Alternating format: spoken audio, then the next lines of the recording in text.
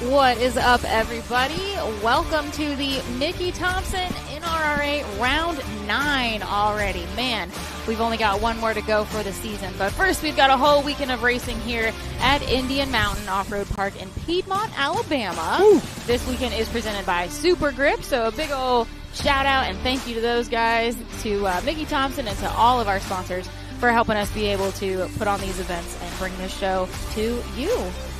Welcome to Hillside Live, everybody. I'm Bree. Of course, I've got Matt Holt here with me. Matt, what do you think about the park this weekend? Well, I was just watching that drone fly through that mountain range, and it's going to be a long weekend, I feel like. We have tons and tons of rocks, as you saw. We got a few inches of rain this morning. Rained quite a bit, so we have tons of rock. Very steep hills with rocks in there. I think you guys are going to see some of that rock ledges, and I think it's going to be a super gnarly day today with UTVs. Tomorrow with bouncers, it's going to be, a lot of recovery. I think we're going to have a lot of recovery. We have four access. Don't jinx it, Matt. We are. Again, there's 4 different access roads they have cut through this course. And the dog just ran off with the drone. She's got it in her mouth. Sorry. I was not expecting that. That's why if we don't have any drone footage in a little while, it's because Lucy stole the drone. Man, what a day already. Yes, what a day already. I think today's going to be rough. Tomorrow's going to be even rougher. With UTVs, it'll a little easier to recover. Big rock bouncers are really hard to do recovery with, so I think it's going to be a little more challenging tomorrow. But we do have, like I said, 4 access roads cut in there. We have recovery vehicles. Justin, today racing VIN class, he said he at the driver's meeting, he said, I'm just going to break the beam. And the reason why I'm going to break the beam is because we're going to need all the recovery vehicles we can get. So he said, we're going to go ahead and just, keep the recovery vehicles as safe as sound. We got Keith out there as well.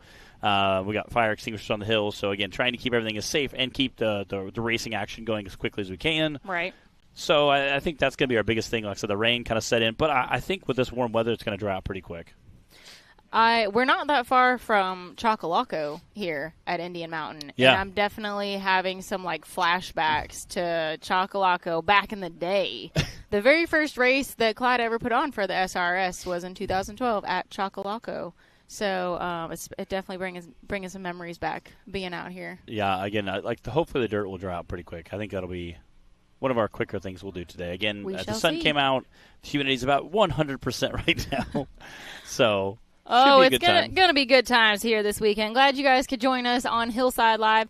Another thing that's going on here at Indian Mountain this weekend is Ride for a Cure. You guys probably noticed that on our banner that we had up. A little bit about Ride for a Cure, in case you're wondering what that is. That is happening at the same time this weekend, so kind of tandem events here at Indian Mountain. It was established in 2018 by Jeremy Reeves in memory of his daughter, whom he lost to cancer at just 17 months old. So the goal is to raise money for brain tumor research and to help local families who have been impacted by cancer. So that's what the Ride for Cure is about.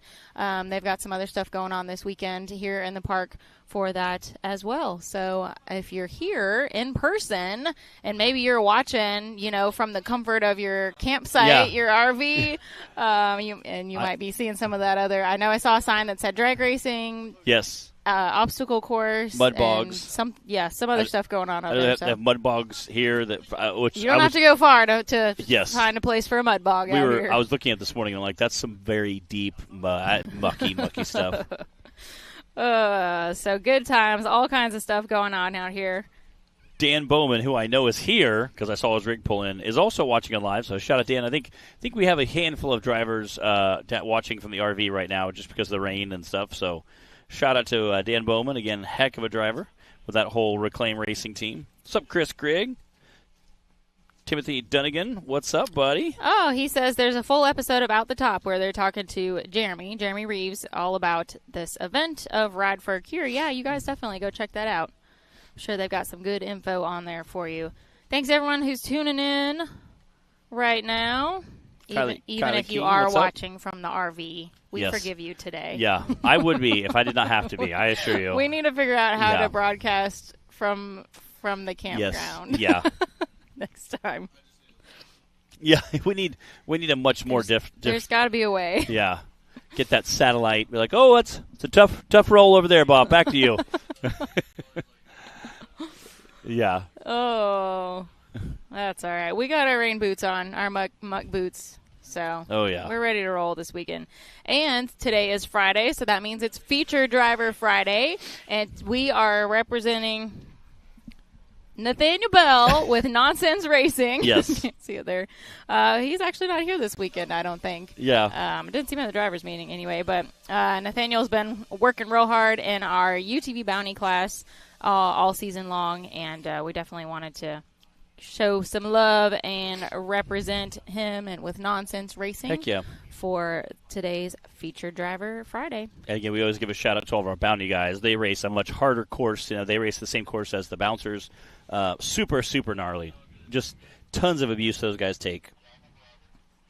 Chris Grigg said, "What's up, guys? We'll see you in a few hours." Again, our UTV bounty guys are just their rigs are just take just so much abuse. Again, trying to race the same course the bouncers do. And tomorrow, it's going to be very interesting. Some of the ledges we have set up at the top of the course you can't really see from here. I'm excited to see what camera angles we have, but I have a feeling our drone is going to get a workout this weekend.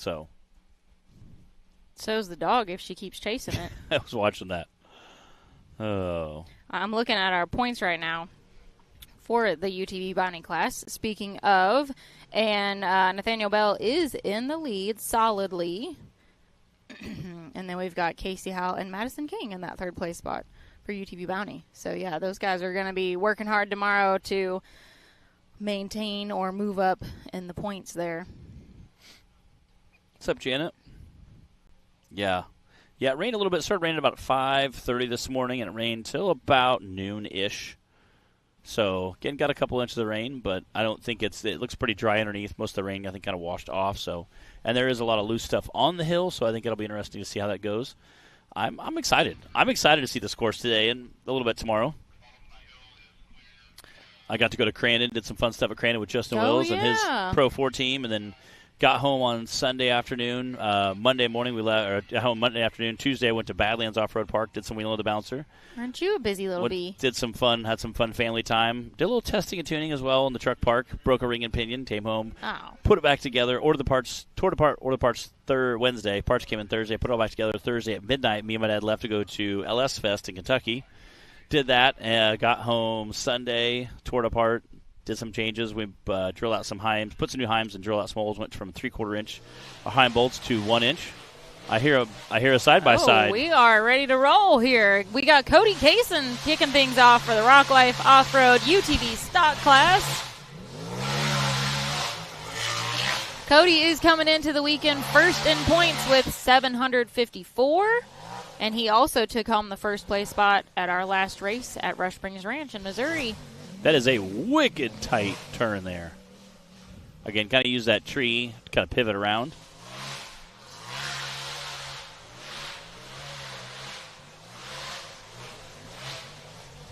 So y'all see a lot of tape and a lot of trees, and we are utilizing every bit of this hillside out here today, or this weekend rather, to make these unique courses for each of our classes.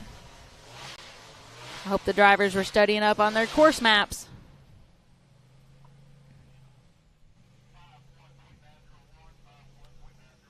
That's a 51.901 for Cody Kaysen.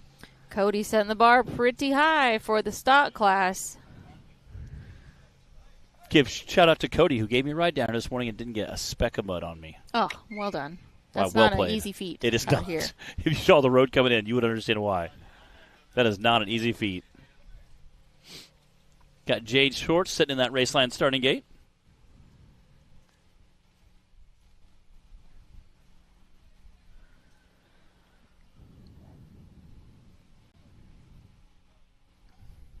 What's up, James Cantrell checking in. Chris Grigg said, see y'all in a few hours. Oh, James Cantrell, Mr. Wheelman himself. Everybody's checking in right now.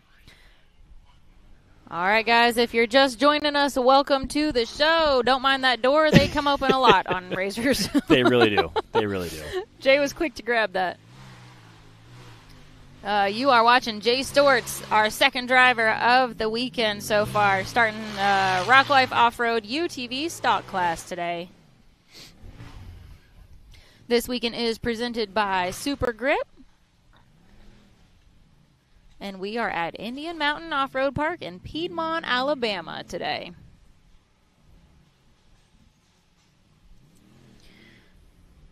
Bryant Cody had a 51.901.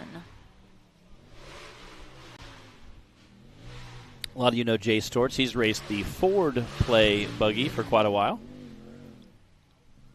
Definitely puts on a show with that thing.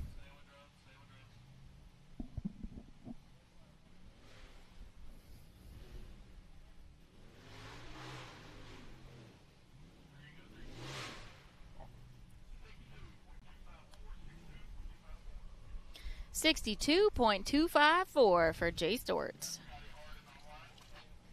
We've got Scotty Harden on the line now.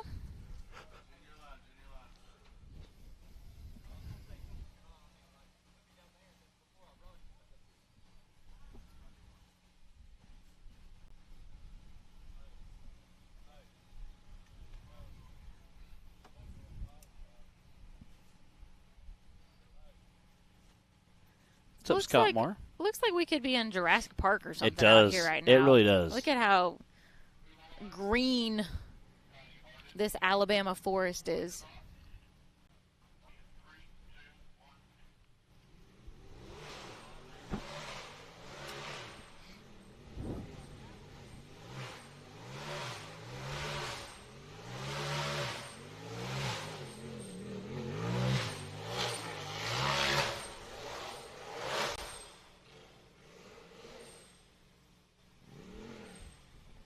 You know, I like that all the different parks we go to have their own kind of character. You know, our last race was in Rush Springs Ranch in Missouri, and it was totally different than what we're racing on here this weekend. You know, we've got the rocky forest hills in Alabama and all the mud this weekend, and Missouri, it was dusty and dry. We had a short course section, and no trees in sight out there. Not much, anyway. Not like this.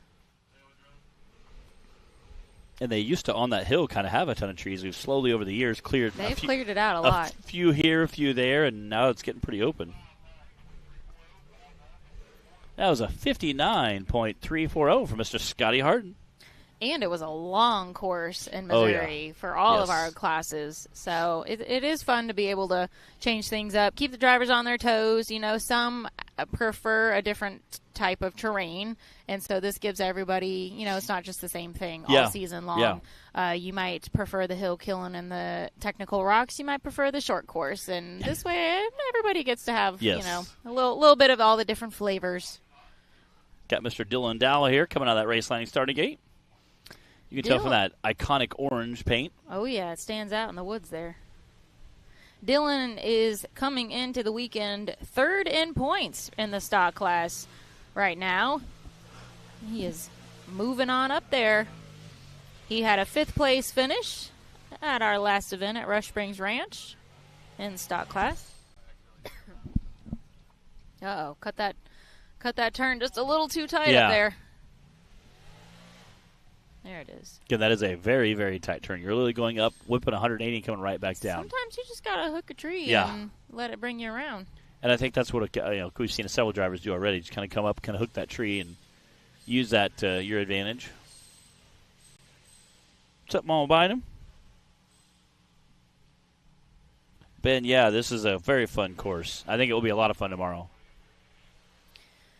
Dylan, of course, also races in the Cup class, and he's second in points in Cup right now. So he's got second and third coming into this weekend. You can always tell his iconic orange rigs. He's been working hard for it this season.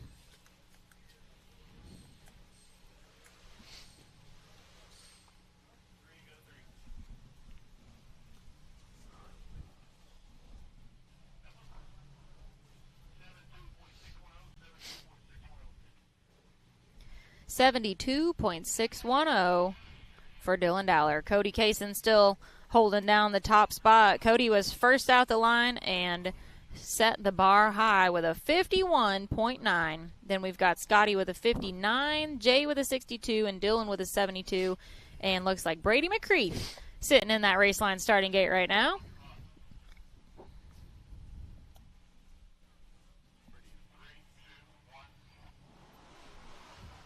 Clock is hot. Here we go.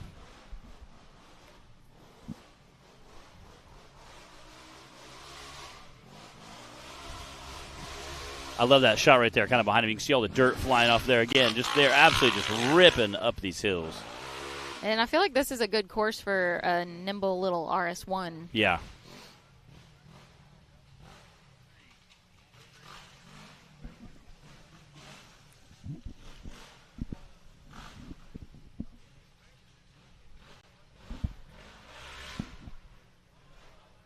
Oh.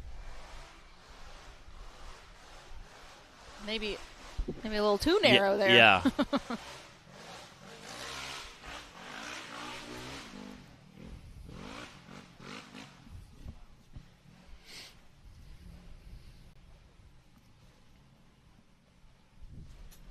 Getting all this drone work, sponsored by Dearborn Drone Co. Appreciate those guys coming out and helping us out. Again, giving us some awesome coverage. Again, tomorrow with bouncers. That's a 61.83 for Brady McCreath. Again, I think tomorrow you're definitely going to see those drone guys definitely doing some work with the bouncers by how long this course is. I definitely need to bring my extra fuel jug with me. It's going to be a long day. Well, we're a little ways away from base camp, too, so got to be prepared. Although not as long as last time. Into the woods. Last time we raced here, we were like miles and miles and miles. That was a ways away. That was 2020, the year of the vid. 2020. The year of the vid. What a year. What a year. Oh, that was a crazy year for our racing series, at least. For the whole world.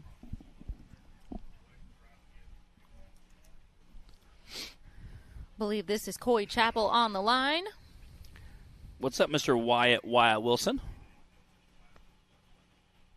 Clint Garrison, what's up, buddy? Clint, did you get your RV problem fixed? We had several drivers with RV problems this weekend already. Apparently, Matt said, "Welcome to RV life," or something like that. Yeah. We, Daniel broke his hitch off about an hour away. Oh, no. Yeah. Luckily, I didn't hear about that. Luckily, it pulled in a gas station and broke off in the parking lot of the gas station. Oh, no. Yeah. Well, that's about as good as that could possibly go, so I guess. He's trying to get one shipped in. Coy is flying through there. Coy is sitting 5th in points coming into the weekend with 599 in the Rock Life Off-Road UTV stock class.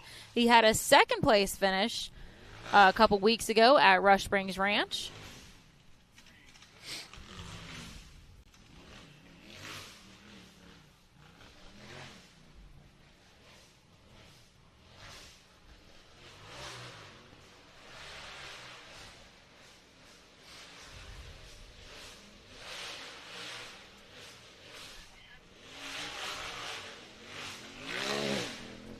Look at him getting it there. He wants to keep moving on up in that top 5. Heck yeah. What's up, Riley Bradford?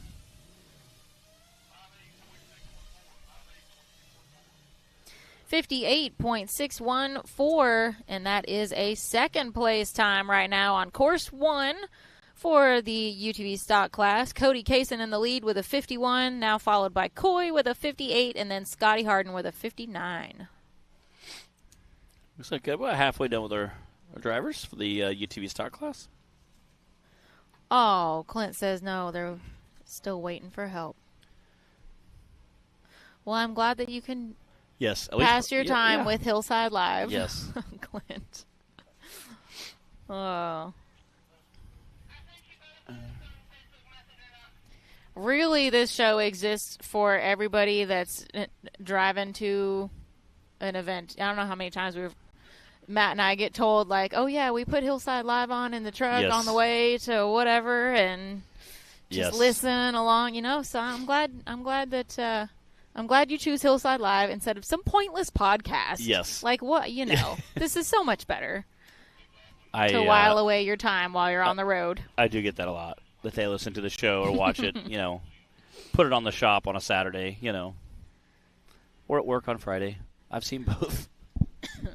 We got Don Curtis and Jack Porter tuning in as well. What's up, guys?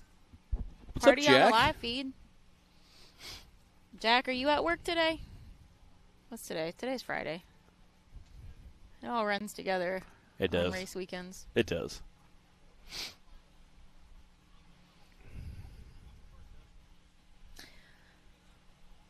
I think we've got Cohen Ellison on the line right now.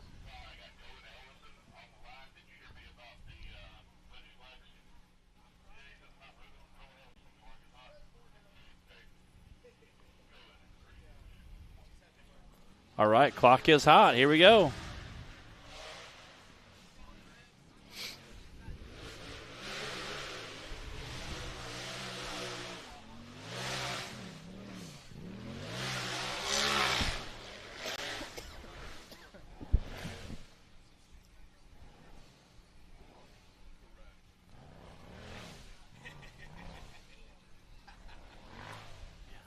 Come on, Cohen.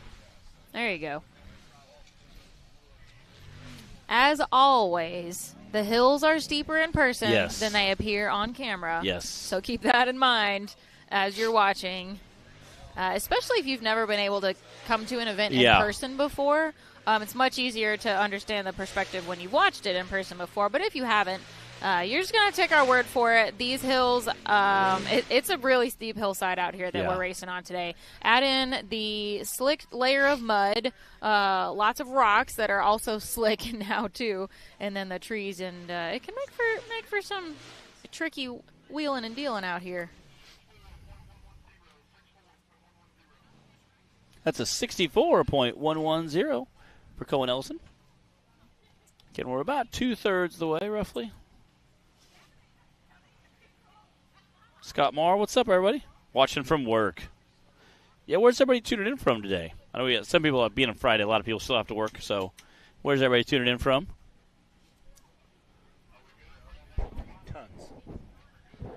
Tons. Brandon Davis, I believe, sitting on the starting line. Brandon coming into the weekend second in points, right behind Cody Kaysen. Well, not right behind. They've got a little bit of a point spread there. And this is not, I was going to say, this is not Brandon's normal Can-Am. This rig he's had for a while. We were talking this cage he has had for a very, very long time. And he was saying that he's had this rig so long, done so much with it, that it feels pretty comfortable. Not his normal rig. What happened to the Can-Am? I don't know. I'll have to ask him. We were talking about this morning. He never said. I guess I should ask him. We were talking today it's a Can't-Am. A Can't-Am, yes. We were talking to Martin about they should take this cage and hang it up because it's been on like 3 or 4 different rigs, and it's like one of the first rigs back. It is tried and true. One of the first cages that ever got built for those guys.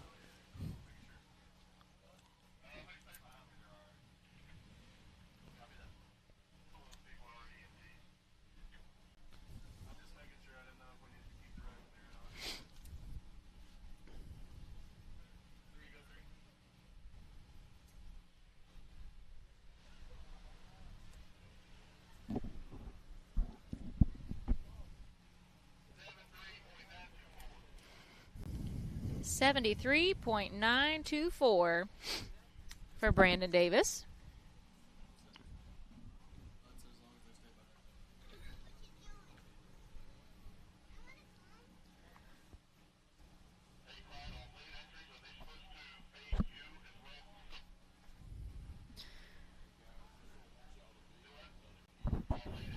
Haley, we'll see you and the kiddos out here this evening.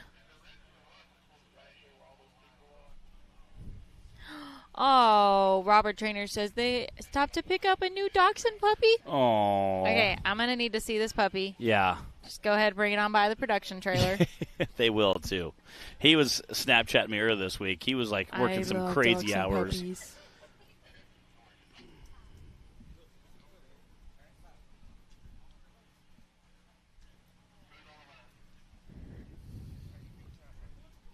We've got Daniel Heckley on the line. Speaking of Can-Ams and Can't-Ams. Yeah. Hopefully this one's a Can-Am today.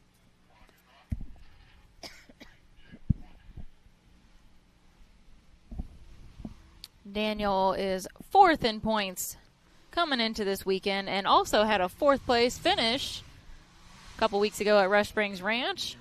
Again, having that bigger, wider body usually is a better thing. Although these tight woods course, you're going to have to see some of those bigger cars kind of do a little backup, little 3-point turnaround there. That's the downside of that, which, again, unfortunately costs you a little bit of time. But, you know, you also have a little bit more stability. So we'll see how that comes into play. Hopefully he can make up that time.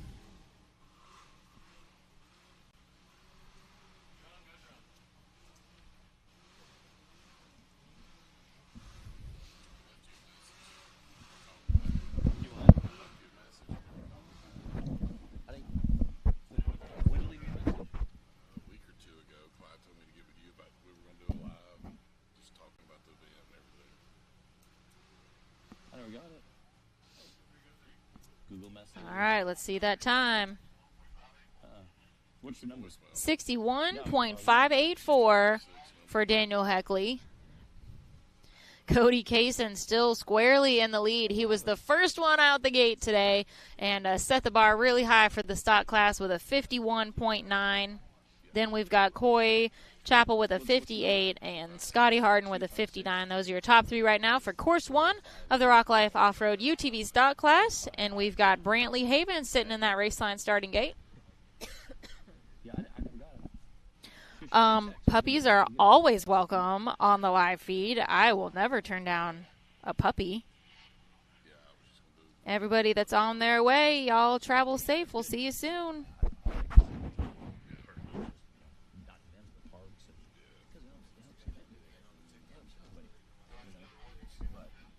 I'll chat with more later.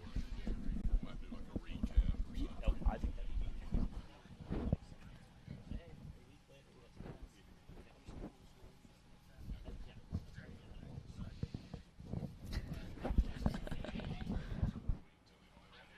All right, here we go with Brantley Havens. Brantley started out racing with us in our youth class and graduated on up now to the stock class. He's been doing a great job this season. He's been doing a wonderful job, yeah. And again, I love seeing Brantley out there, you know, and seeing that we have that graduate program from our youth class. It's just really neat to see. Getting out there and mixing it up with the big dogs, you know, to be that young, to get out there and thrash around in this rig, you know, that's pretty impressive. Yeah, to go from being the big dog in the youth class. Yes. And it's a whole different level out here, so he's done an awesome job this season in the stock class. Been a lot of fun watching him race.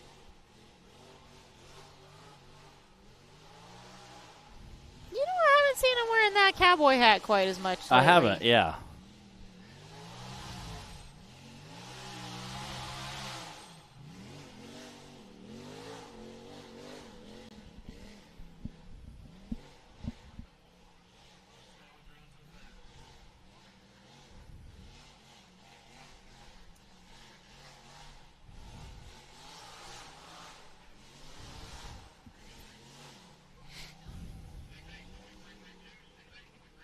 That's a 68.332 for Mr. Brantley Havens.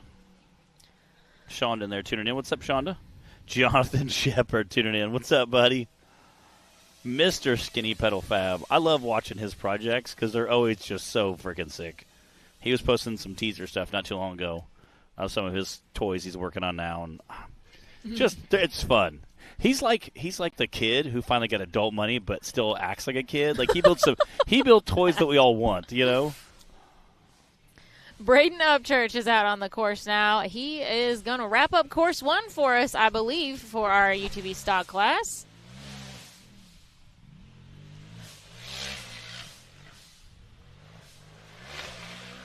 Oh, Shonda, he forgot the cowboy hat. Speaking of Brantley Havens. No. It's his signature. Yeah, it is. Signature style. It is. It's like... Yeah.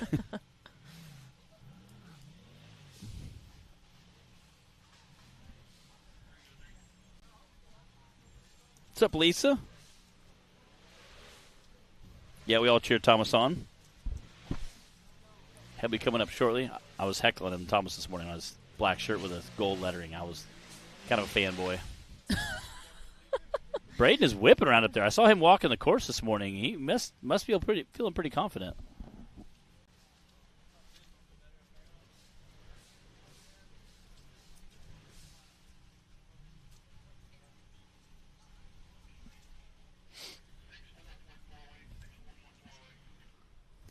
$64.408 for Braden Upchurch.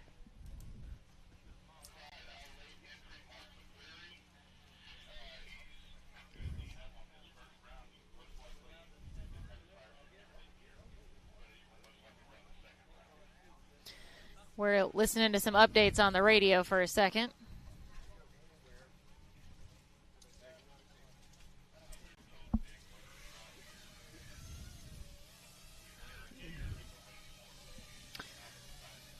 Taylor, tell them that he's not racing.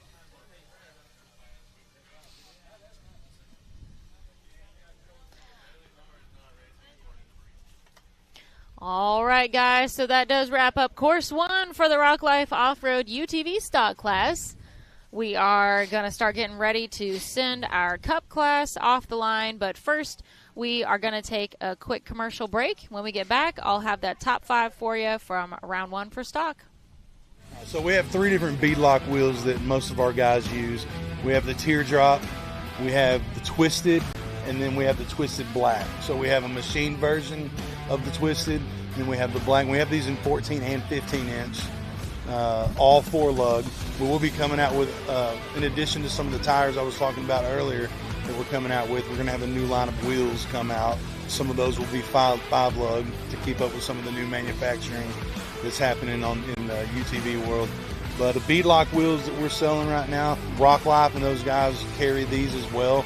So right now we're having some specials on them. So I'd recommend if you need a set of beadlocks, you're not going to find any cheaper than those.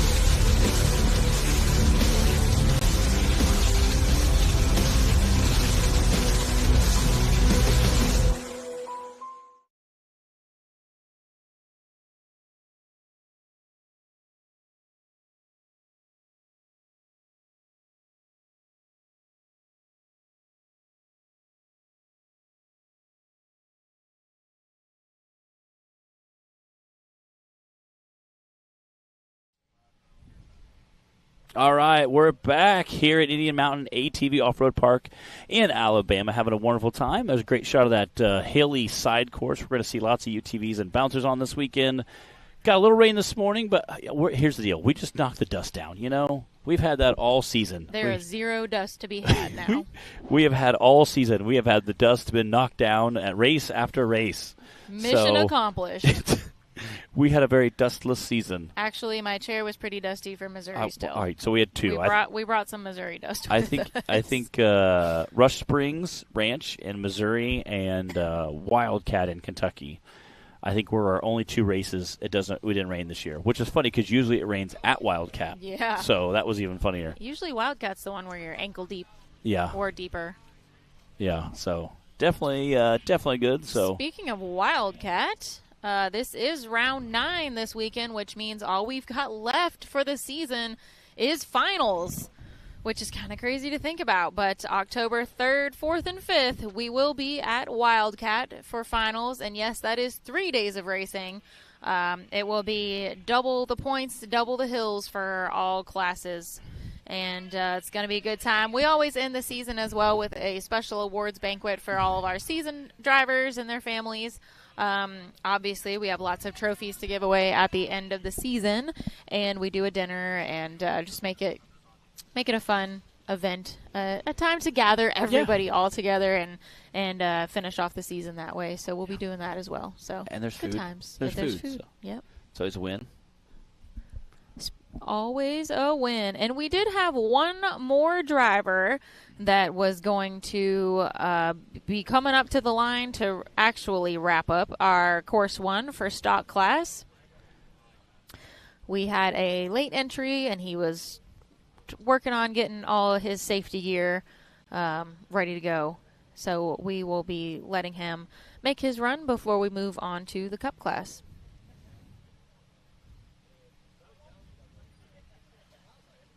I see Randall Key is watching. Randall, are you coming to race this weekend?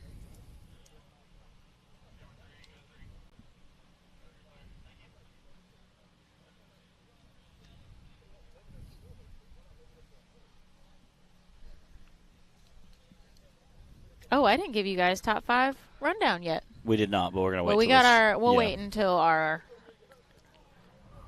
last driver wraps up. If you guys are just joining us, welcome to the show. You are watching the Mickey Thompson NRRA Round 9 this weekend, presented by SuperGrip. We're at Indian Mountain Off-Road Park in Piedmont, Alabama this weekend.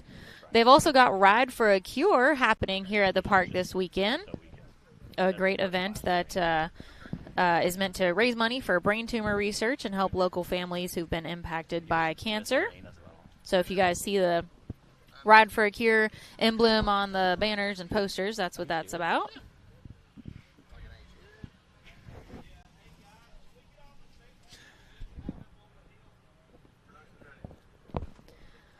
All right, we've got our last driver for Course 1. I believe the name is Mark McCleary.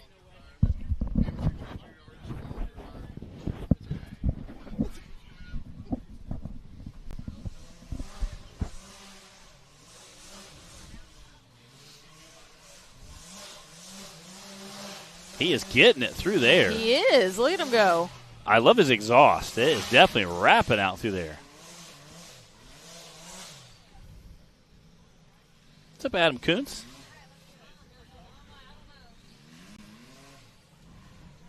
Come on, Mark. Again, you're going to see a lot of uphill and a lot of downhill this weekend. This looks like a buggy that's been on a race course before.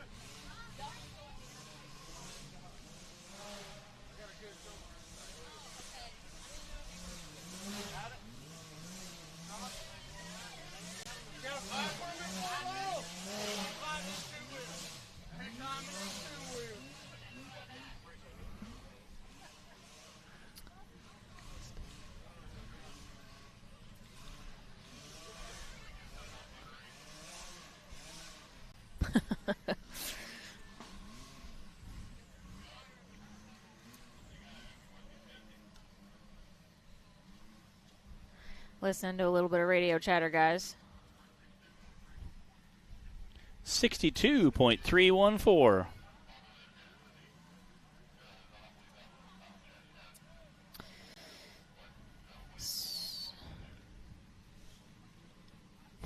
So there's a question about whether that was a stock rig, yes, or not, because and should have gone in the yes, Cup class. Because some modifications are allowed for stock class. I mean, we've seen some guys that have some pretty wild rides for stock, and then we've seen some guys who have. I can think of a couple Can-Ams that came to mind. That was the first thing, yeah.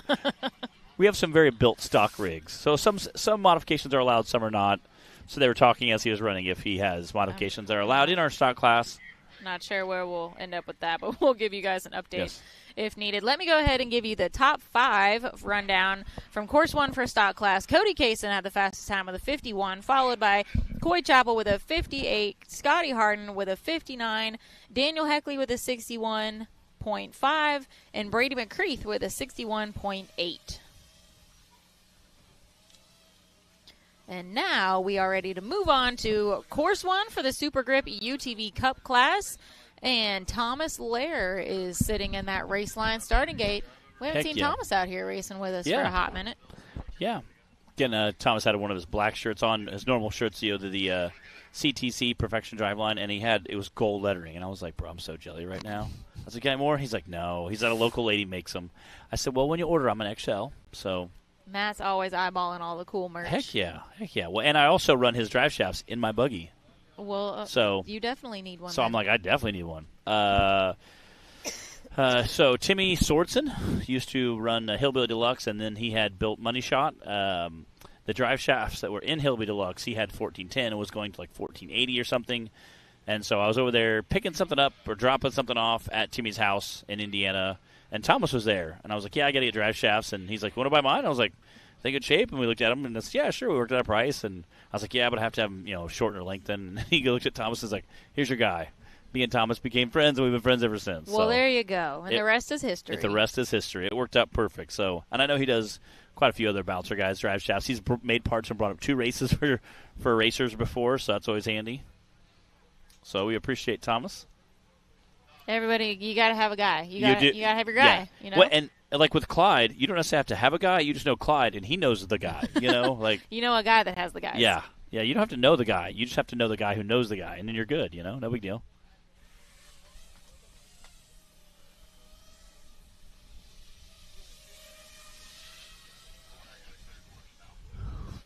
All right. I believe our course is clear and clock is hot. Looks like we're getting a countdown right here. Appreciate all our course workers out there helping keep our course safe, keeping all the drivers going, cameraman and camera ladies. Look at Thomas just ripping through there. That beautiful pink chassis with the gold accent color. Pink. Purple. That is a lovely purple right there. It is a beautiful purple. With he has a gold accent color. It's just super sharp. Again, these guys are just getting an absolute thrashing through this course.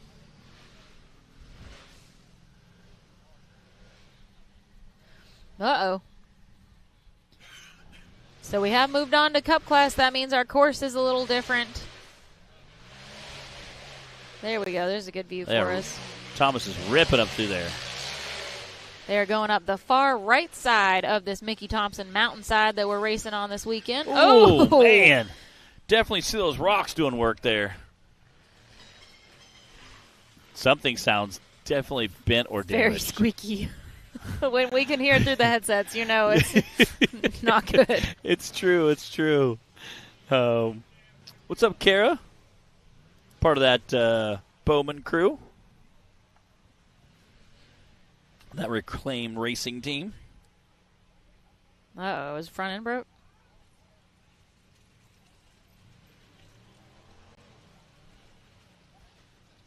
Yeah. Oh, man. Yeah, you can see that. Yeah, you can see that back end spinning. I don't know if he lost a diff or what, but. Our first victim of the day. Well, you guys heard us talking earlier. It is rocky out here at Indian Mountain, or at least in this section of the park that we're racing in. And I'm having some AOP vibes out here for our Tennessee folks. You can see Cooper there telling him, "Yeah, it's not working good." Dylan Dowler, and did Cooper bring his rain poncho with him? He did. Keith Toolman there. Keith to the rescue. Excellent recovery rig.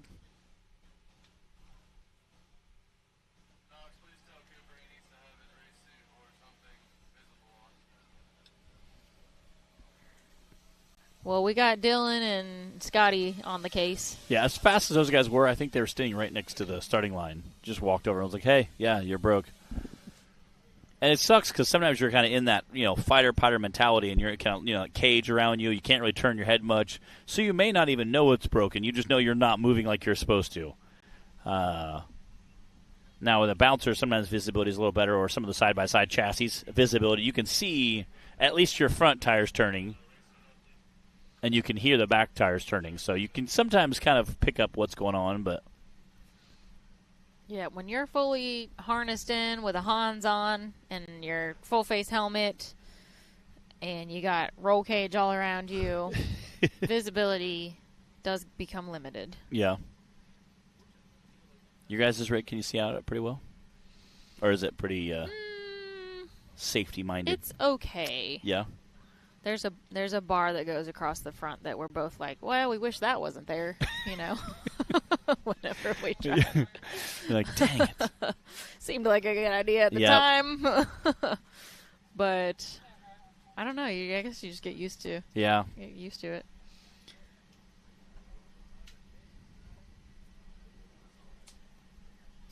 All right, guys, thanks for joining us today. If you are new to the party here on Hillside Live, this is Thomas Lair out on the course. He was our first driver for the SuperGrip UTV Cup Class Course 1. Almost made it. I think he's close to the finish line. Oh, yeah, you can see in the corner there. Oh, man, he was so close. So close. Yeah, the National Rock Racing Association checkered flags right there at the finish line. Literally so close. I think he's hung up on a tree or either a log or a rock or something down in there. But luckily, we've got Keith here. Shout out to Keith and to all of our volunteers that are helping with recovery and that have helped in the past as well. Yeah. We definitely appreciate it. It takes a village to keep things safe and running smoothly, and we appreciate all the help as always. Man, to be that close to the finish line. Dang it. I mean, you could throw a rock through it. What's up, Danica and Danny, Meredith? I seen Wade Good throw a steering wheel through the finish line once. Yep. We're so close.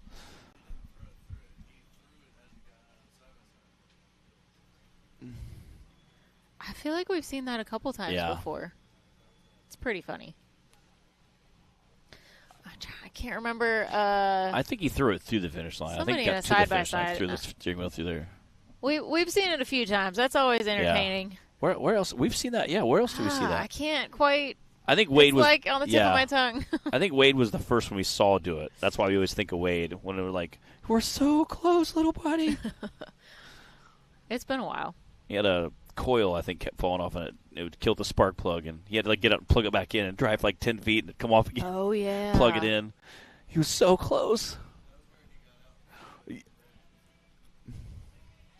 Who else was it? Somebody else. We had another driver who... I can kind of picture, but I just can't quite... It'll come to me at some point, or else it's going to just drive me crazy for a few days. Colby? Did Colby Wright do that one time? No. What I'm thinking of was several years ago. Okay. Can't quite pull it from the archives right now. I remember that. Taylor once stole Matt's steering wheel. He did. Minutes before O'Reilly Auto Parts closed. Oh, yeah. Good times. Yeah. Yeah, it was. I didn't care except for the fact that I had to get O'Reilly's to figure out what parts I broke. Hashtag Rock Bouncer Life. You got to figure out what parts you broke so you can go buy some more. So you can get some new ones. Yeah. He did. It was, and you know what? Normally it's funny. Normally it's very funny, Taylor. I love that Taylor said, I still thought it was funny. It was so funny. It's funny to me. Taylor's like, I'm sorry, not sorry. Taylor's like, it was hilarious to me. It is funny. Oh, my. 2%. He's like, I felt 2% bad. You know what? It all works out. Right? Wyatt, was it Steven Rogers? In a side-by-side? Man, I can't... I could see him doing that, too. Maybe. Yeah. Oh, good times. Goodness, I can't quite... It's right there. Yeah, that's true. That's true. He did leave it here. He didn't take it with him. Well, the funny thing was, I didn't think someone stole it. I thought someone took it by accident because there was a bunch of side-by-sides on me that all had to remove the steering wheels. I thought somebody grabbed it and took it with them thinking it was theirs, and theirs was in the back seat or something or on the roof rack. I'm like, there's some guy driving around with my steering wheel on a side-by-side, and his steering wheel was like in his roof rack driving around the campground. And he's like, man, that's a nice steering wheel. I didn't know that's how nice steering wheel was. What's up, dog? Yeah, Taylor just hit it. Taylor just hit it. He was being a wise guy. A little wise guy. Again, we appreciate everybody tuning in on this Friday afternoon. If you're taking a little break from your work or just not doing it. Either way, we appreciate it. This is our very first driver of our UTV Cup Series. So we're just starting the halfway point of the morning, I guess you could say, or the first course. So we're not quite halfway through the first course, and then we have a whole second course today. So we have tons of racing action coming your way. I'm trying to make sense of that. We're halfway. Still got a lot to go. We're halfway through the first course. We have one class, course 1 for one class is in the books now. We like Matt said, Thomas Lear getting recovered out on the course right now. Was our first driver for Cup class, so we've still got course 1 for all the rest of our drivers to go for Cup class, and then VIN class is probably going to be pretty short today. I believe we've only got 2, maybe 3 drivers signed up. I think we did have a third one. And then we'll, of course, go back and do it all again. Yep. Round 2 for everybody. Then we'll eat some snacky snacks and go to bed. Take a little nap. Some snacky snack and then a nappy nap, Matt, I brought brownies. Ooh, there we go. We're in the live feed talking about brownies during the pre-race show. I love some brownies. Bree does a killer job at brownies. Yeah. Speaking of the pre-race show, Matt, tell the folks at home a little bit about what you talk about on there. Well, I don't do a long pre-race show. I've talked to a lot of the drivers on a couple of occasions, and they say they kind of like it keeping it short just because it gives us an opportunity to kind of get on there, get your numbers.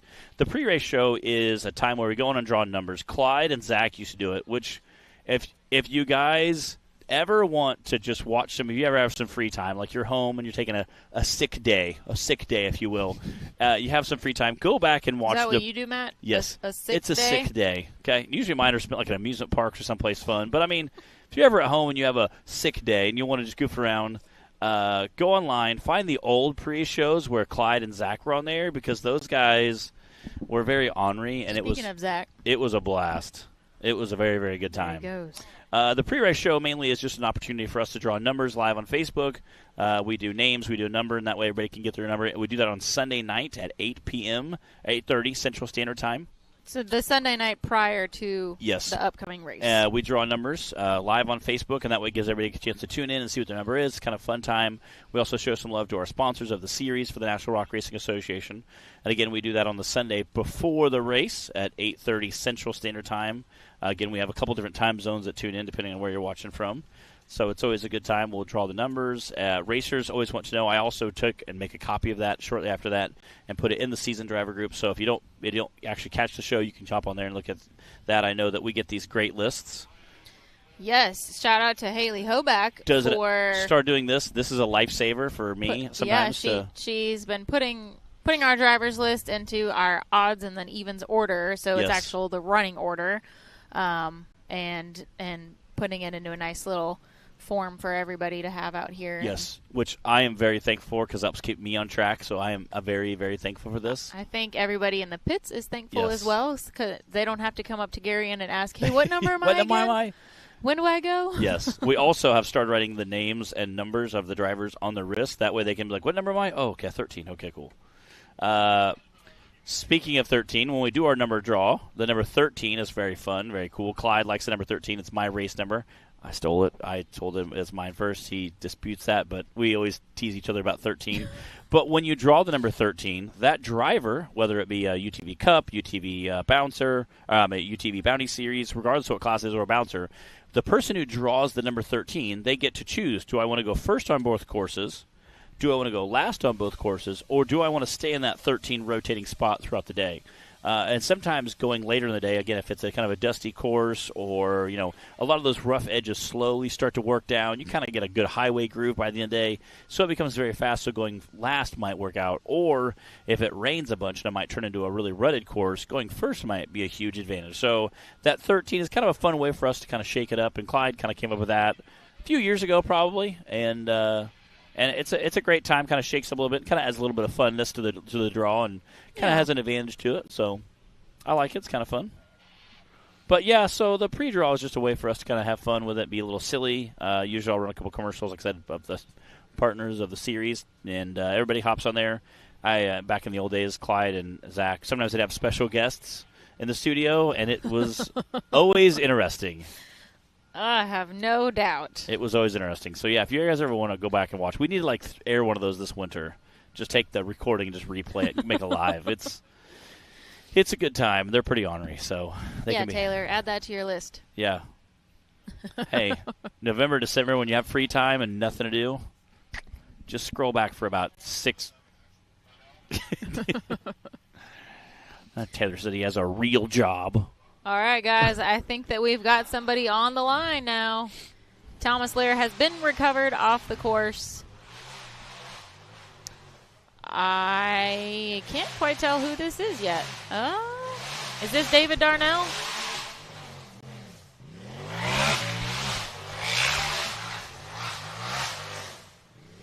I believe it is. If I find out otherwise, I'll let you guys know.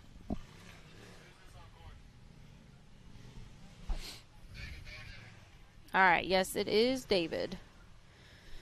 Our second driver of the UTV Cup class for Course 1.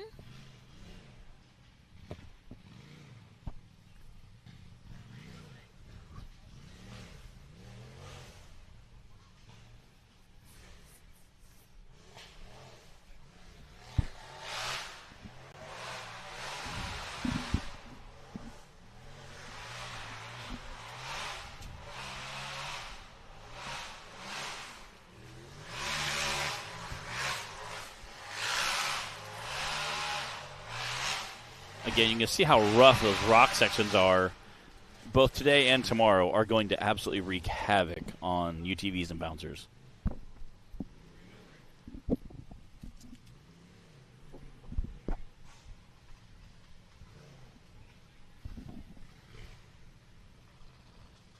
All right. It's all downhill from here.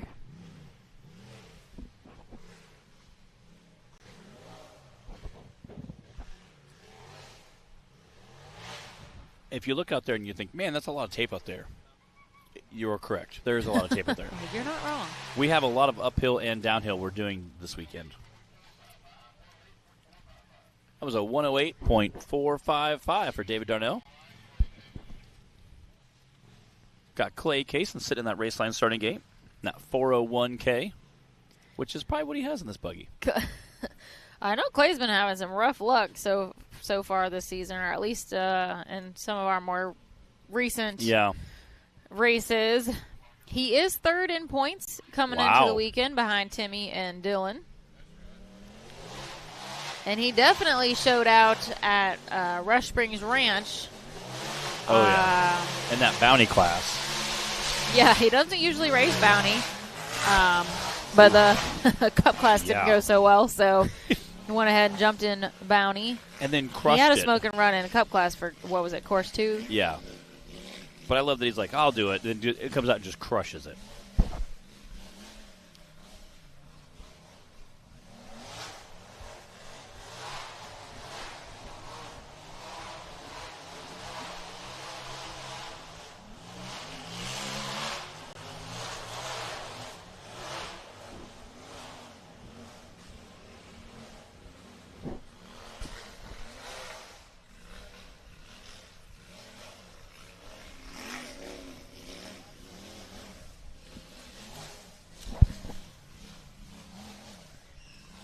What's up, Mr. Bacon? All right, let's see what that time is. 6:3.676 from Clay Kaysen. You know who's on the line right behind him, though? Well, who was supposed to be on the line right behind him? What have we got here? A little switcheroo. A little switcheroo in the lineup. What's up, Bill Curtis? I heard you give a shout out to Mr. Tim Bacon online. Somebody was here. They're like, they said there's 2 Tim Bacons? I'm like, yes, there's 2 of them. He's like, man, I can't believe there's 2 Bacons. Well, I was like, actually, there's Big Tim and there's Little Tim. I said, actually, there's 3 Bacons, but there's only 2 going to be here this weekend. There's like 3 of them? I'm like, yeah, I know. Yeah? Yeah? That's true. That's true.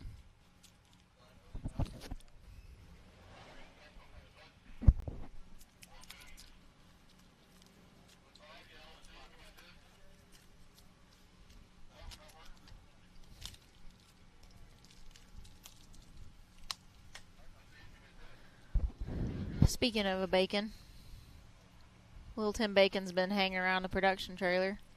We're about to call you up in here for an interview if you don't watch out. Old Big Bacon. All right, Miss Madison King is on the line.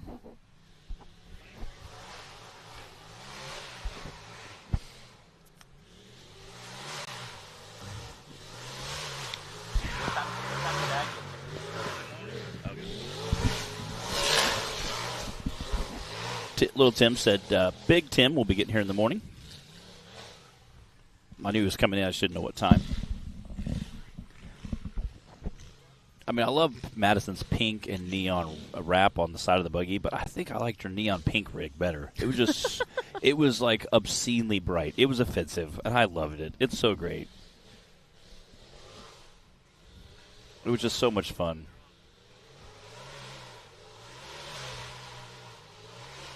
Madison King, half of the King Racing team. Her brother Nathan definitely gets out there and thrashes through it. Little dynamic duo of the King Racing family. Whoa. Ooh, they see those rocks there just getting kicked all around. I think tomorrow during the bouncer you're going to see some of those get moved pretty quickly. There's going to be a little landscaping out here. Landscaping. Bree's like, we're going to do some land. We have some landscapers that race with us too. That's kind of funny.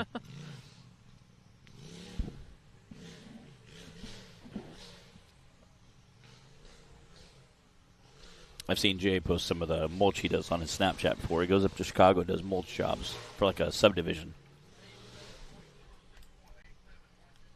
That's an 87.061 from Miss Madison King. All right. There's who I was expecting to see on the line last time, Cody Kaysen. I love that he does this in a full body.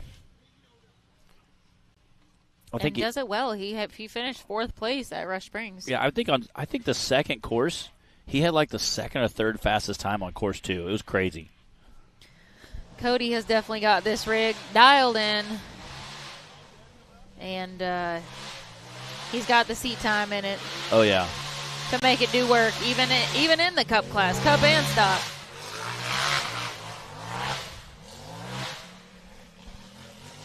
He also won a bet, I think, in this car last night. I saw a video of some. Yes. I couldn't quite tell where they were though out here. Shenanigans were had. They're pretty ornery.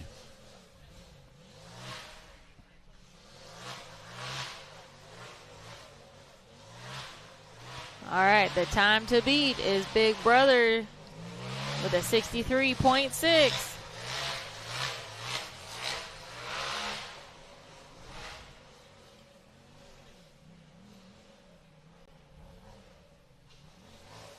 Again, watching those boulders just wiggle and move and kind of kick around as those guys are flying downhill.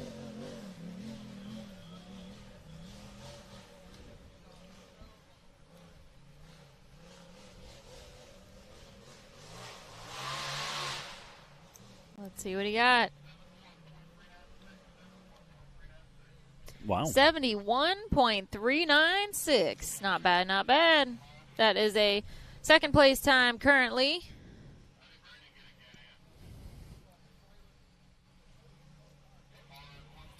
Now, Brandon Davis is on the line in the second rig that we've seen him in today.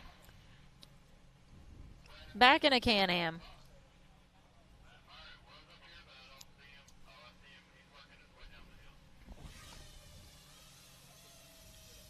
Again, Brandon Davis racing.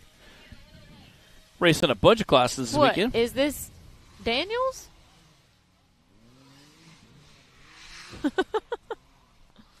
They're just doing double duty. It's all good.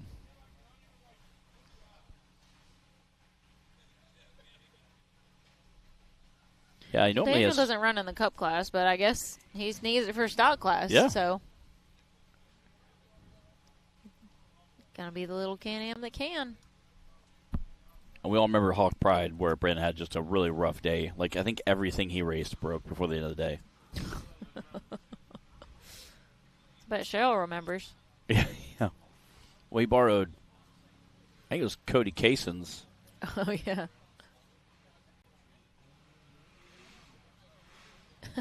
Yeah, they said he was down here. They said Brandon was down here doing some work on the excavator. Uh-oh. Uh-oh.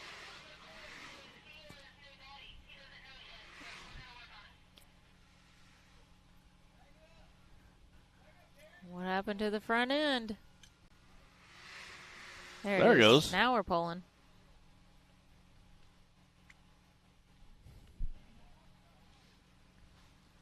Ooh. That turn into coming down that steep hill right there is just, it's kind of sketchy, if I'm being honest. And it's so much more in person than it looks on Yes. camera right now. Like, the turns these guys are making, they're coming across very off camber, and like Matt said, sketchy when you're turning and going downhill, angled through the rocks at the same time. Yeah. That was a 105.178 for Mr. Brandon Davis. Again, I think that's the key point there, Bree. They're off camber. It's not you're coming downhill. It's not turning and going straight down a hill. You're going downhill, kind of bouncing sideways over rocks that are starting to move and shift underneath you. So it is just the level of difficulty is so intense. So when I hear guys get home, because I'm sure you get the same thing, I could make that in my Cherokee. Like, Tim Cameron rolled over. You can't make it in a Cherokee on 31s, okay? Speaking of Tim Cameron, here he is. Timmy is, take that tree. Coming into the weekend, first in points with 732. And he had a third place finish in the Cup class at our last event at Rush Springs Ranch. And if you think, that rig looks a little different than what Tim Cameron's used to. It sure does. It does, because it's a two-seater trail rig. What happened to... I don't know. We were talking earlier about he made a Facebook post about he was mad at it. He acted like he was throwing it in the dumpster.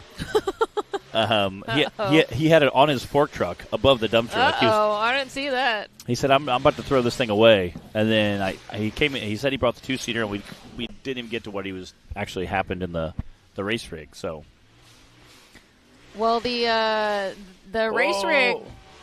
Oh, no. That is not good. The race rig had gotten him to first in points so far for the season, so it was doing all right.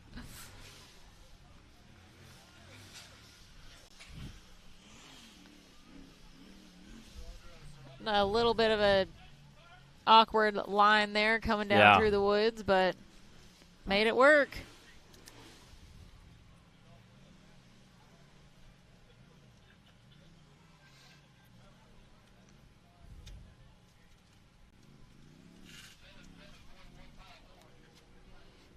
And still with a 77.151. That's a second place time right now. Or, I'm sorry, a third place time. Clay Kaysen is in the lead with a 63, followed by Cody Kaysen with a 71, and now Tim Cameron with a 77. Man, those Kaysen brothers are just absolutely setting on fire this weekend. And on the line, we've got Jessica Smith. Another lady driver. Got to chat a little bit as they were out pre-walking the course this morning. Yeah, did you find out anything good? No. Yeah. I'm very thankful. Cool story, bro. I'm very thankful I am not racing UTV. That's what I found out. Oh. They were the UTV. This is a brutal course. I mean, a brutal course for UTVs. Just because it's so much harder. Those rocks tend to shift more. Your tires aren't as big. That chassis does look mean, though. Yeah, Ooh. I haven't seen this rig before, I don't think. I like it. Looks like it's got like an accent color of like a Tiffany's blue. Pretty close we know to teal. You like that, Matt. Pretty close to teal. I'll give it to her.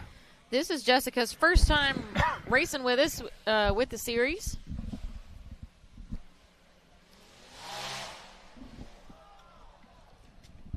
Oh, no, and a rollover on the corner. Man, she had a really good, solid start to her run there. I would have loved to see her be able to finish the rest of the course. Yeah, she took a kind of a bad bounce.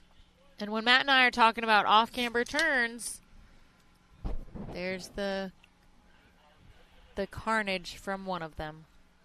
Aw, man. Shout out to RCV, CA Tech, and SCS Gearbox, and Clay Cason. Yes, Clay Cason. For gracing the screen there.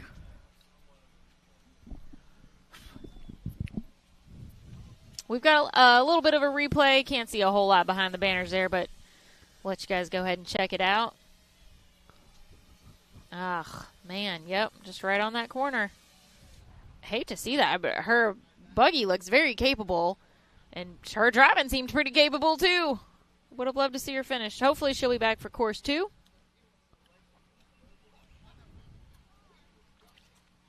And miracle of miracles, the sun just came out. Yes. Also, I love UTVs because they flip over really easy.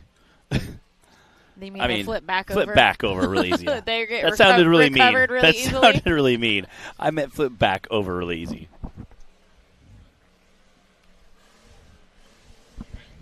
They recover very quickly. And our recovery people We do like that. And our recovery people are usually pretty quick too. They can, usually 2 or 3 guys can flip back over. So if you have, 6 or 8 close with ease, you can cover it pretty quick.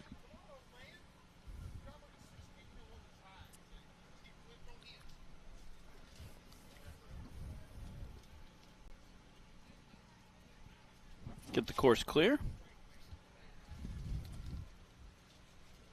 Got Matt Myrick pulling there in that raceline starting gate. You can see Cody over there, some of the other drivers' rigs off to the far left side on your screen.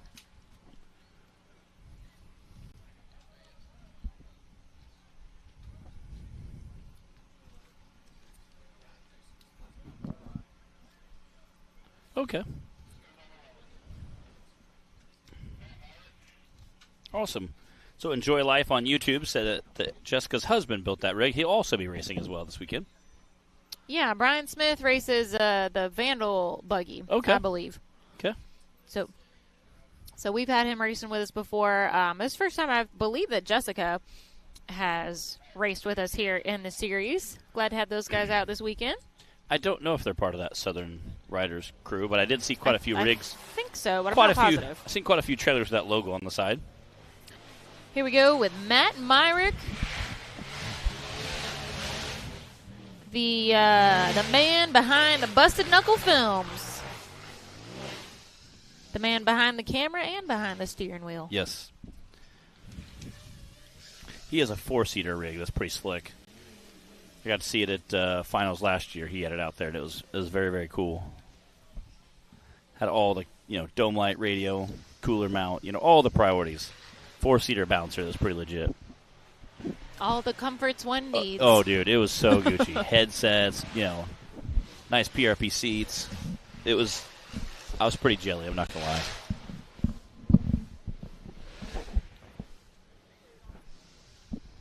You need to get on that list for Busted Knuckle, Matt. Tell him you need a teal bouncer. From the frame down, it was all business. From the frame up, it was all party. I loved it. I'm like, this is a pretty sweet trail rig. Very cool. I want to say it was like tan, maybe. Maybe it had tan interior or something. It was really cool, though. That's a 71.439. I'm sorry, 349 for Mr. Matt Myrick.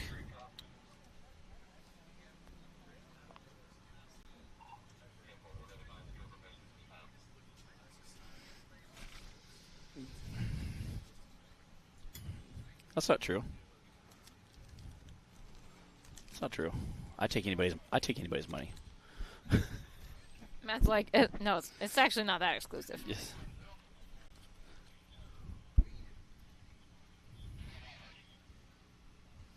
Again, shout out to Dearborn Drone Co. this weekend for doing our drone work. They're doing a great job. Again, we appreciate. You can see all the trees they're weaving through. So we appreciate them to give us, working hard to give us great coverage through the thick forest out here behind us.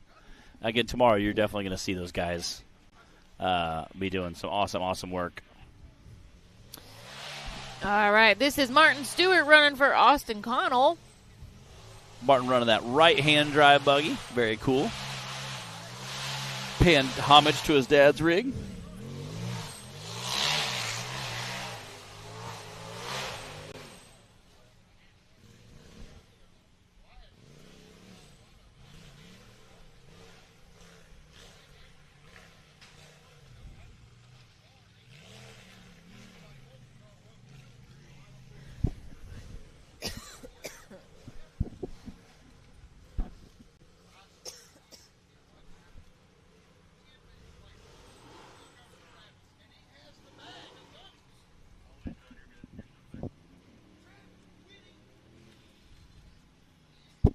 Uh-oh. I was trying to think. Look at he got caught up there, or is just resetting?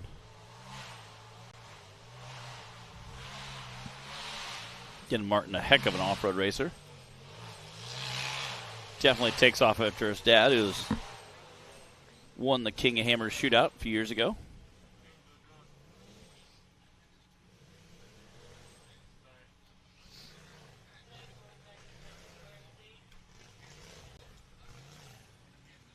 I think we could call that the Rock Life Rock Garden. Oh, well played. Tomorrow it will be definitely tilled up very well, very thoroughly. Oh, yes. Brian would definitely appreciate that. Let's see that time for Martin. That's a 102.206.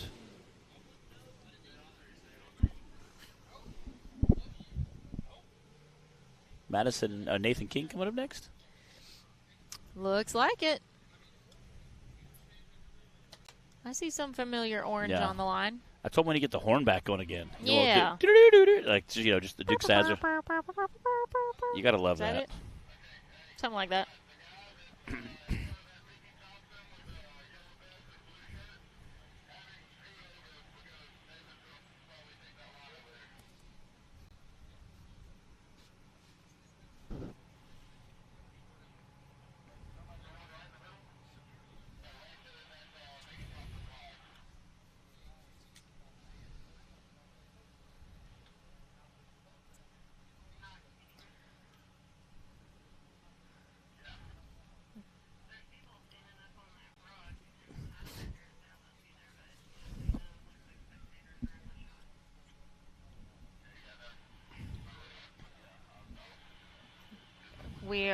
We got a little bit of radio chatter we're listening to, guys. Got the course cleared, and clock is hot for Nathan King.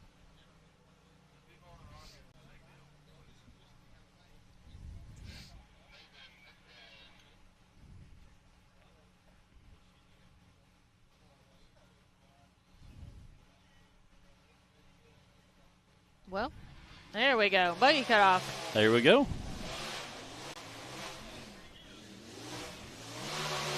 Nathan had a first place finish a few weeks ago at Rush Springs Ranch.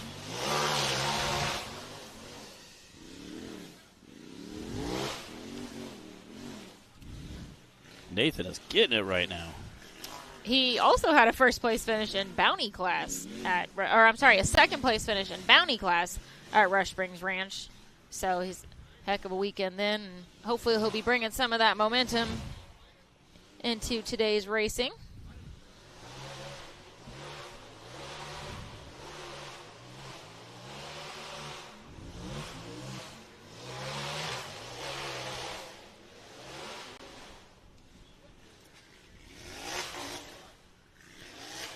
Oh, and he managed to squeeze between those two big boulders.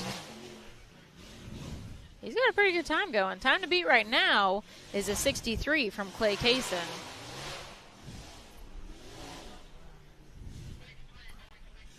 Oh, 63.655. Wow. Bree. And Clay had a 63.676. You said he needed a time faster than 63. He got it by the skin of his teeth, but he got it. And literally, as soon as you said that, Clyde read off his time, and it was, I mean, what is that, 100th of a second faster? That's ridiculous is what it is. 100th of a second faster. Nathan King now in the lead, somehow barely ahead of Clay Kaysen, and that means Cody Kaysen in third. Oh, whoa, wait. Matt Myrick had a 71.34. Cody had a 71.39. Wow. So right now it's Nathan, Clay, and Matt Myrick. And it looks like Alston Tidwell out on the course now. Austin is getting it.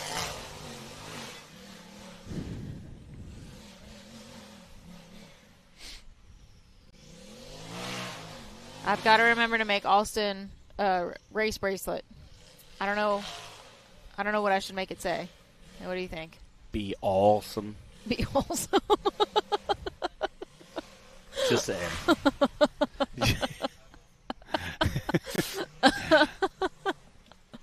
Again, you can see that as Bree put it, that race line rock garden out there, just kind of thrashing through those rocks. The Rock Life Rock Garden. Rock Life. It can be a race. We got the Raceline, RCV, and Rock Life Rock Garden out there. Because you can't get through it without all of those things helping you out. And shout out to RCV, making the strongest axles on the planet.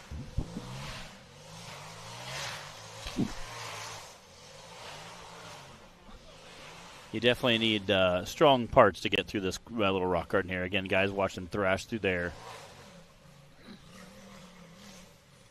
So if you do not have great parts, it's definitely going to have for a long day. Rock good, Timmy.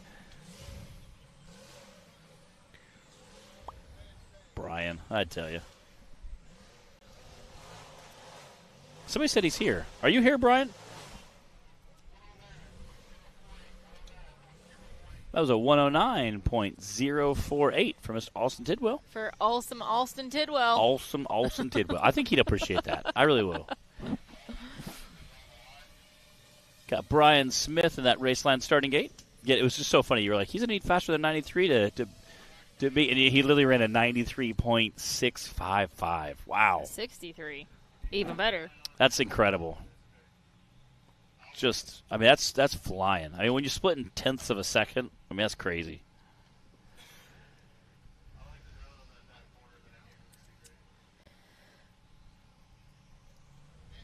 All right, now we've got Brian Smith on the line that we were talking about a little bit earlier after Jessica Smith ran.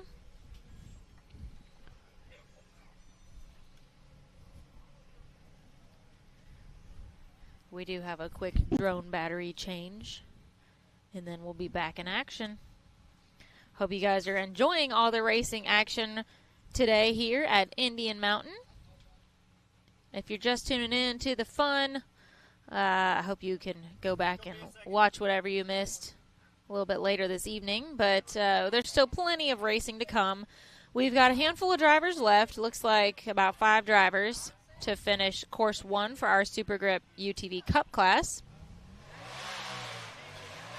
Brian Smith out on the course now.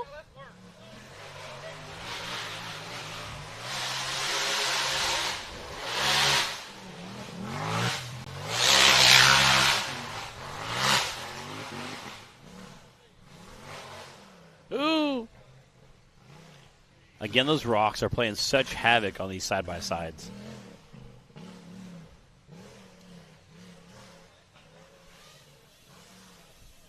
Such havoc out there, just thrashing through there.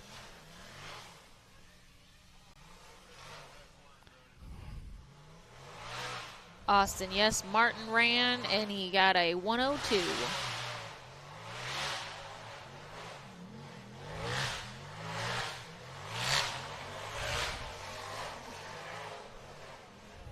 Again, you can kind of see how the size and variety of those rocks out there are just so gnarly, which are going to play havoc later today when these guys are on course 2, because right now course 2 is going to be a little bit different than course 1, so you're going to see some of those rocks come into play later today.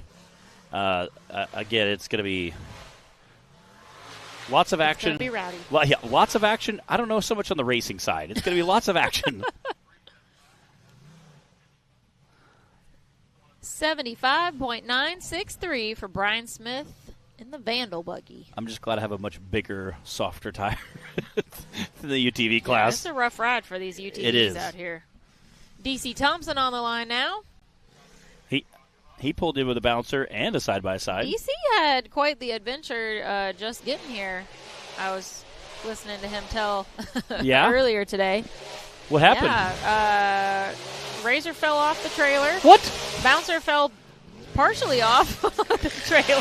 Oh, my goodness. It was a whole thing. Crazy stuff. I mean, it's DC. If it was anybody else, I'd be like, fake news. DC, you're like, it probably was way worse than that, actually. The trailer actually probably fell off at one point. Like, yeah. Hey, but he's here. The vehicles are here. Yes. The race must go on.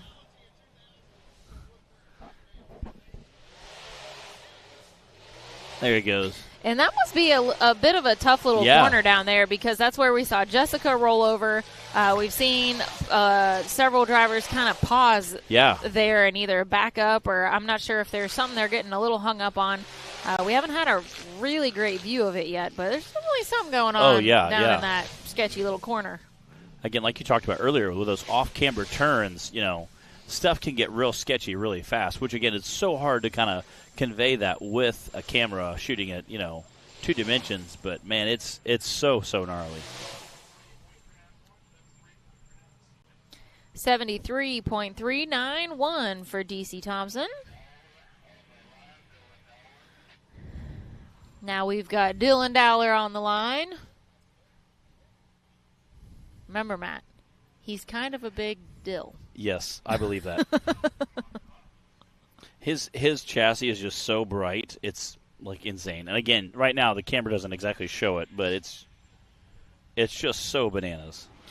Dylan is coming into the weekend second in points for the Cup class behind Timmy.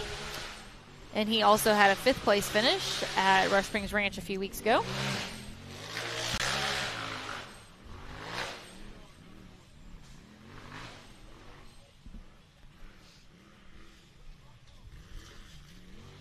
He has been very competitive all season in both classes. Mm-hmm. And very consistent, too.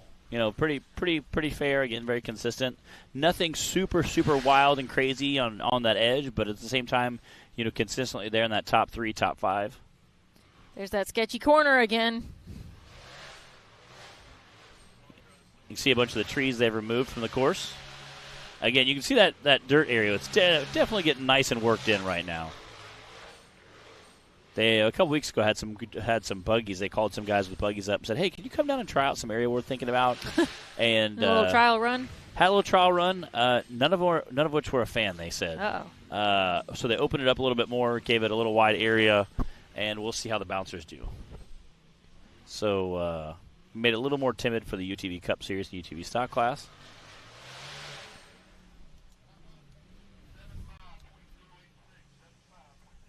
.086 for Mr. Dylan Dowler.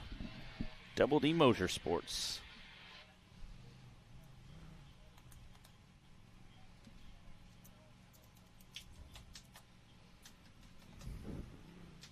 Watching you from Fulton, Mississippi.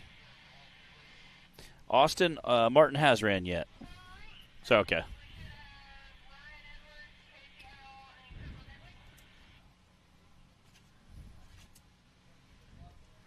All right, I believe we've got 3 drivers left for Course 1 of the Cup class. This is Ryan Edwards on the line.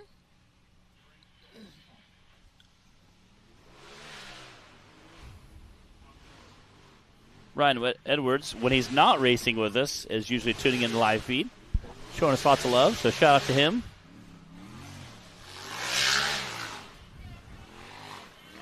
Definitely made quick work of that uphill section there. He sure did. That far, it's a far right line that they're coming down. Tomorrow when we're going up, it'll be a far left line. I think it's probably one of the smoother areas kind of around some of those more violent rocks. You'll see some of the bouncer guys take too.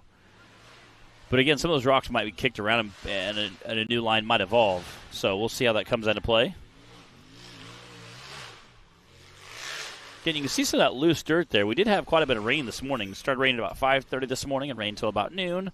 Which is great, knocked the dust down, but you can see some of that loose dirt getting worked up and getting churned up. So the sun came out. It's starting to dry out some of the rain.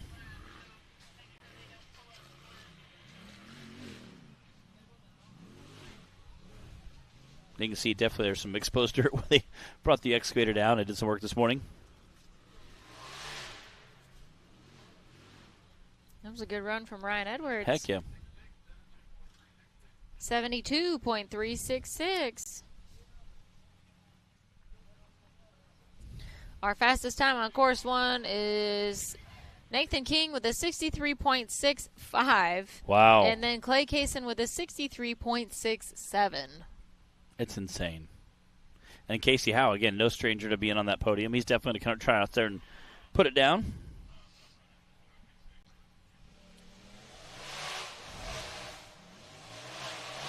Casey is coming into the weekend 4th in points in the Cup class. He also had a 2nd place finish at Rush Springs Ranch a few weeks ago.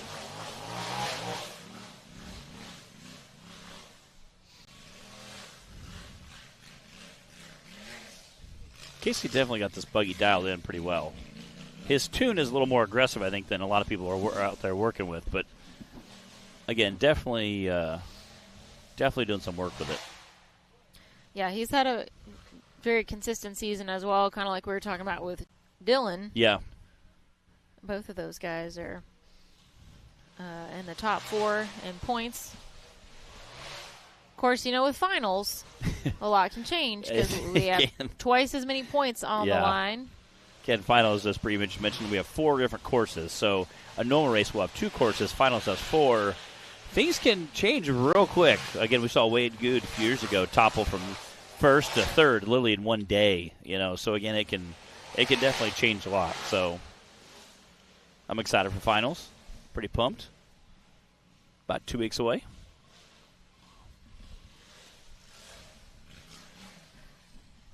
I'm excited for the racing plus all the festivities. Both are all the pretty pumped for. Shenanigans. Yep. Oh, look, we have a Mr. Chad tuning in with us. Oh, look at that Chad Molitor.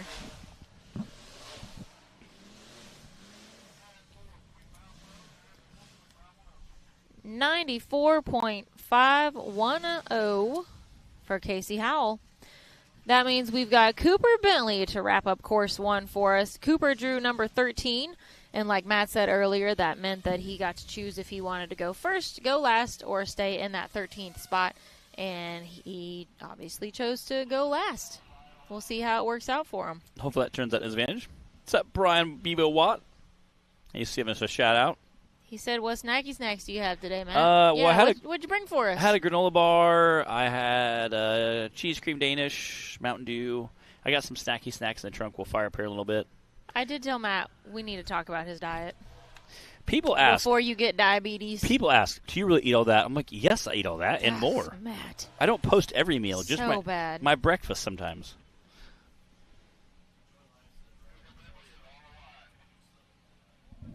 Say that again, Taylor?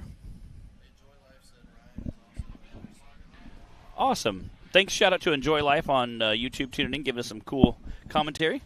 He said that they're part of the riders as well. Ryan Edwards and Brian Smith are part of the Southern Land Riders. Cooper's flying. Cooper Bentley doing work out here on course 1. He is wrapping things up for the SuperGrip UTV Cup Class course 1. That uphill section, he was screaming through. And taking a little more time to that rock section there, trying to be smart, let the buggy handle it well. Don't take any silly bounces.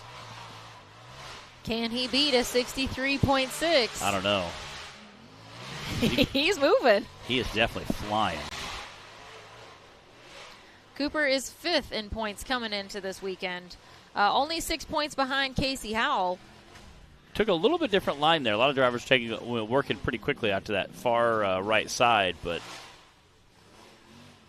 which tomorrow, as soon as they bouncers are going uphill, he'll be the far left side. But right now, since they're coming down, it'll be the right side. Ooh! Wow. 64.909. Holy cow. Cooper Bentley waited until the very end to come in and sweep it from Nathan and Clay. Oh, man. All right, guys. I will have the full top 5 for you right after this quick commercial break. So we have 3 different beadlock wheels that most of our guys use. We have the teardrop, we have the twisted, and then we have the twisted black. So we have a machine version of the twisted, then we have the black. We have these in 14 and 15 inch, all 4 lug. But we'll be coming out with, in addition to some of the tires I was talking about earlier that we're coming out with, we're going to have a new line of wheels come out. Some of those will be 5 lug to keep up with some of the new manufacturing that's happening in the UTV world.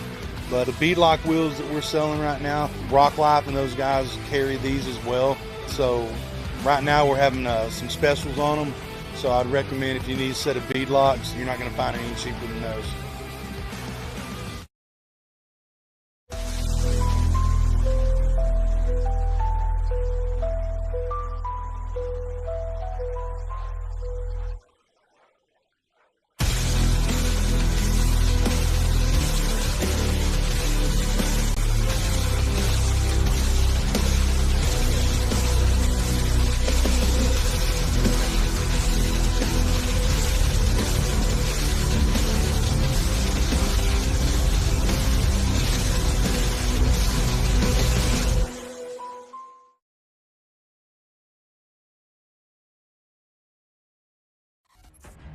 The Mickey Thompson Premium Mud Terrain is on the road and full of undisputed attitude. The Baja Boss MT. No compromises, ever. We are purpose-built tires for truck and Jeep enthusiasts everywhere. All mud tires are not created equal, and here's the proof. Powerfly XD construction, asymmetrical tread design, extreme side biters, and more. Find your tire size today at MickeyThompsonTires.com. All right, guys, let's do that top 5 rundown. I got a little excited when I heard Cooper's time, and actually he came in 3rd. But hold on. So Nathan King had the fastest time with a 63.655. Then we had Clay Kaysen with a 63.676. Wow. Crazy stuff. And then Cooper Bentley with a 64.9, Matt Myrick with a 71.34, and Cody Kaysen with a 71.39. These guys are keeping it so tight out here. It's such tight racing. First of all, I mean, we have times that split by a tenth of a second. Timmy didn't even break top 5. Like, that's when you know it's chop tight racing. And Timmy is first in points coming into this weekend, so he's got a pretty big lead there. But that tells you how hard these guys are absolutely pushing to the edge. You know, we saw Cooper. I mean, Cooper had a smoking run. Still came in 3rd. So I mean, watching some of these guys go out there and absolutely just full send it. You know, when Timmy's coming in 5th, you know these guys are pushing all the way to the max. You know, so again, shout out to that top 5 right now. Definitely. That is a very, very competitive. You know, a top 5. So we are ready to move on to course 1 for the VIN class. I'm not sure who we've got on the line. I think it's going to be Charles Caris. Charles is our current points leader, and he also took the win at Rush Springs Ranch a few weeks ago.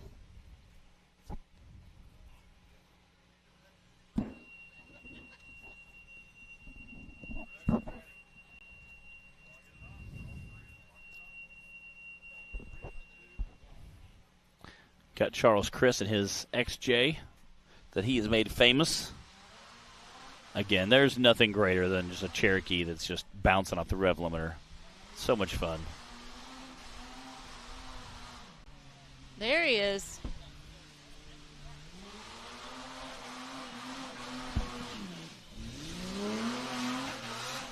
Ooh. Getting after it.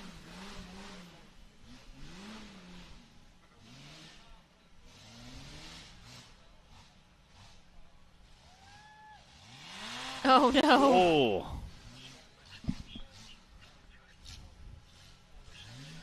Again, durability is very important with all of our classes, including VIN class. Hey, it's a little different trying to maneuver a full-size vehicle around in the woods, too. So far, we've only watched UTVs on this course. Yes.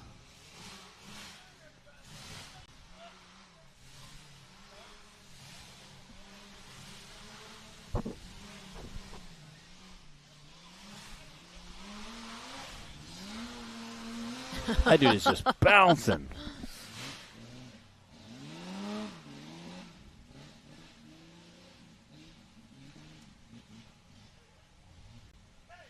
Definitely making that XJ work for it today.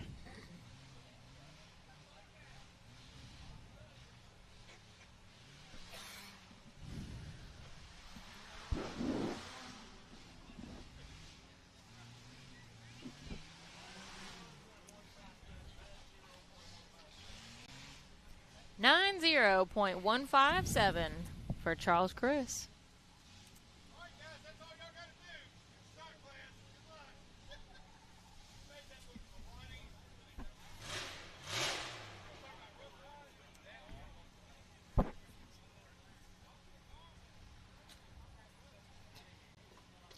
Taylor, could you get him to say that name again, please? It's somebody running for him.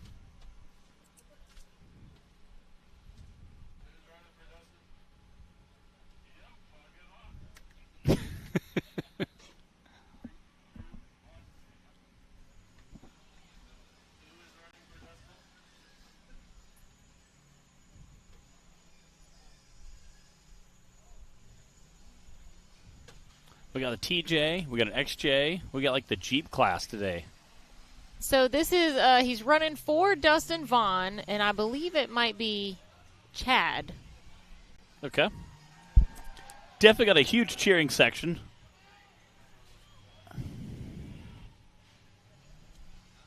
I don't know if that's everyone cheering just for the fact it's a Jeep or that they're actually cheering for him personally.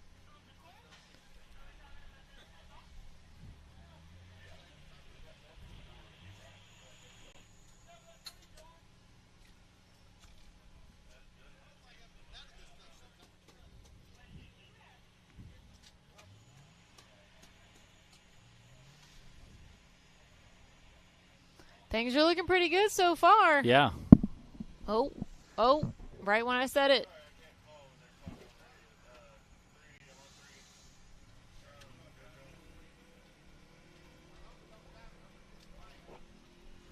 Oh, man, he's all up on that tree.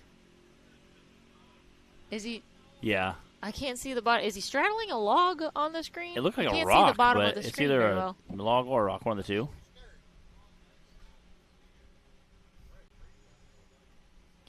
Our screen is so dusty from Missouri that it makes it hard to see with the lights glaring off it. We might need to clean these things. All right, there. Come on, you can do it. There it is. Little Jeep that could.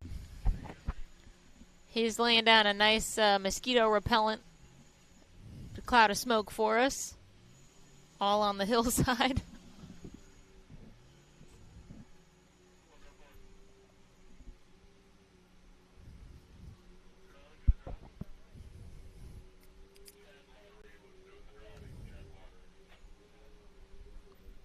Awesome.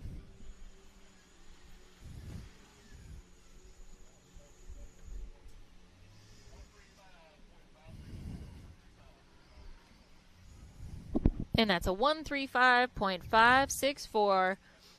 Dustin Vaughn's stunt driver, Chad, in the driver's seat this time. I feel like Chad's a good Jeep driver name. Like, oh, it's Chad. It's Jeep. Again, Justin usually runs with us. Justin Holback. He also runs our youth class. He uses the WT, his work truck. His son eloquently named the old WT. He uses that for recovery, and it's going to get such a max workout this weekend. He doesn't want to be out thrashing around and break something, so he said, I'm going to go ahead and save it. It's already up on the hill, like in recovery position. So he's going to save that, let it be recovery, and then hopefully, he said, I might break the beam or get some points up on course too, but he said, I'm going to try to save it for recovery as much as possible. So Shout out to him, and we appreciate him. Understandable. So that means Charles had the fastest time of a 90.1, and Chad had a 1:35 for our VIN class Course 1. That does wrap up Course 1 for all 3 of our classes so far. We are going to take just a short break, and then we'll be back for round 2 with everybody. Heck yeah. Like, we might be back in, 5-10 minutes, guys. Short break, so don't go too far. We'll see you in just a second. Do we know our word, Taylor? Do we have a break time? Okay, we're going to go live right after this. We'll have a few minutes shut down and get everything turned back on, and we'll see you guys shortly.